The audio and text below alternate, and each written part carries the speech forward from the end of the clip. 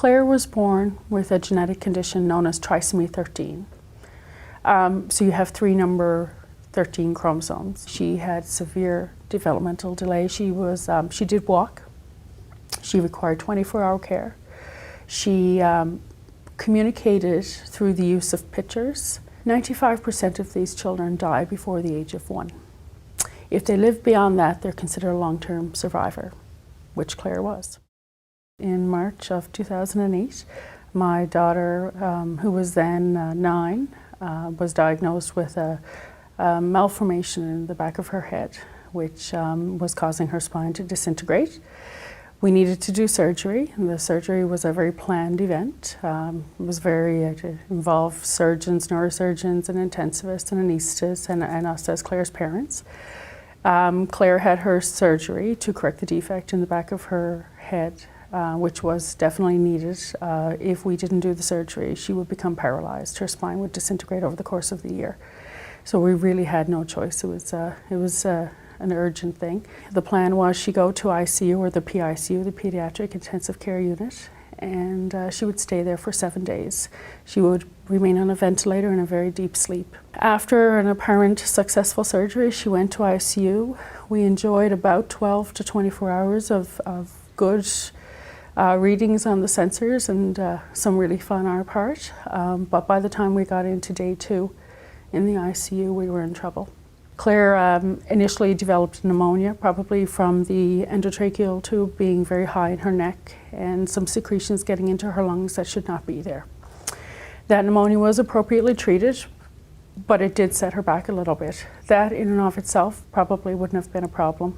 Claire remained in the ICU for 16 days after her surgery, and at that time we consented to withdraw the ventilator that kept her alive, and she died.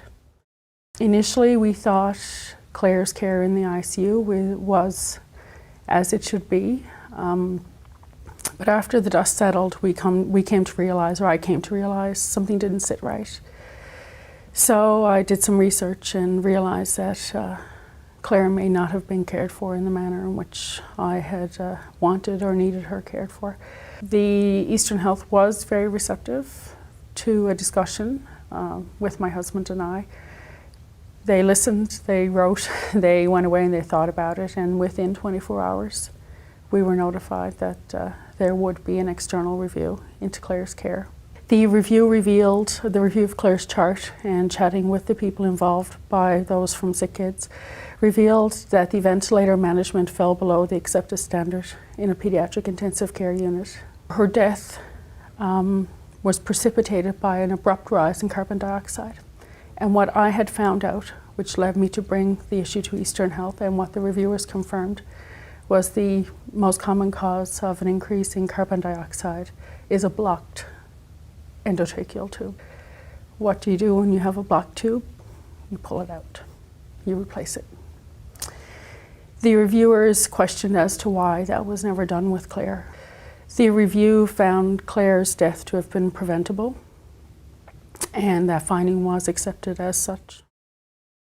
The period of time leading into the review process and during the review was a very challenging time in the pediatric hospital within Eastern Health. Tensions ran high. They were very hurt that I had questioned their care of Claire. They were devastated when Claire died. It was one of their own. They felt that they had done everything they could. They were frustrated with me that I didn't see that side of things. As the mother, I needed the answers. My husband and I both needed the answers as Claire's parents. But as a nurse, I needed answers as well. I still worked in the same critical care division in which Claire died. I needed to feel comfortable that we had done everything we could for Claire. Once the review was launched and the review findings were back, everything fell apart. The ICU was devastated with the review findings. We were devastated with the review findings. It was the worst possible result. I stayed for a year I gave it 1 full year after the review findings. And the frustration, the sense that I was ungrateful, it was palpable at times. So I left. There was a change in senior leadership within Eastern Health during this process. Vicki Kaminsky took over the new role, and she became the point person, the contact person within Eastern Health for questions, comments, concerns, and moving the review recommendations along. She was great support to Dave and I, my husband and I. She listened. She heard us out. She offered her thoughts. She probably heard things she didn't want to hear, but she listened to them anyway and took it all in. She met with the ICU staff. She had a forum with them. You know, tell me what the problems are. Tell me what your concerns are, was very much her approach at the time. Vicki is a nurse by background, and she did apologize for Claire's death. And it wasn't, we're sorry Claire died. It was more along the lines that Claire died because of us, not in spite of us, and for that we really are sorry.